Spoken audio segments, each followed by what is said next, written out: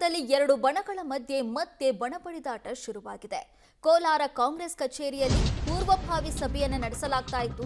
ಆ ಸಂದರ್ಭದಲ್ಲಿ ಉಂಟಾಗಿರುವಂತಹ ಗಲಾಟೆ ಇದು.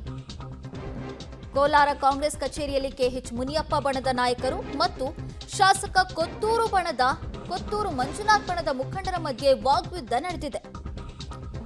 ಕೆಪಿಸಿಸಿ ಅಧ್ಯಕ್ಷರ ಅಧಿಕಾರ ಸ್ವೀಕಾರ ಕಾರ್ಯಕ್ರಮ ಇತ್ತು. ಈ ಕಾರ್ಯಕ್ರಮದಲ್ಲಿ ಪರಸ್ಪರ ಅವಾಚ್ಯ ಶಬ್ದಗಳಿಂದ ಈ ಮುಖಂಡರು ನಿಂದಿಸಿಕೊಂಡಿದ್ದಾರೆ. ಕೆಪಿಸಿಸಿ ಅಧ್ಯಕ್ಷ ಬಿಕೆ ಹರಿಪ್ರಸಾದ್ ಅವರ ಅಧಿಕಾರ ಸ್ವೀಕಾರ ಕಾರ್ಯಕ್ರಮದ ಪೂರ್ವಭಾವಿ ಸಭೆಯನ್ನ ಹಮ್ಮಿಕೊಳ್ಳಲಾಗಿತ್ತು.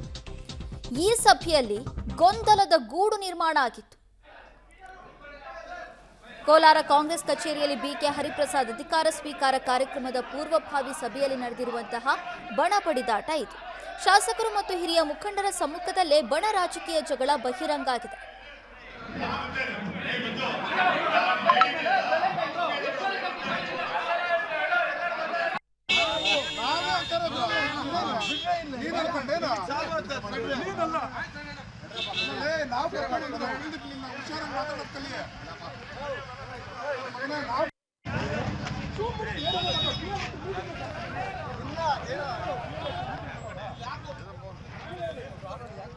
ಕೋಲಾರದಲ್ಲಿ ಕೆಎಚ್ ಮುನಿಯಪ್ಪ ಮತ್ತು ಕೊತ್ತೂರು ಮಂಜುನಾಥ್ ಬಣದ ಮುಖಂಡರ ಮಧ್ಯೆ ಆಗಾಗ ವಾಗ್ಯುದ್ಧ ನಡೀತಾನೆ ಇರುತ್ತೆ.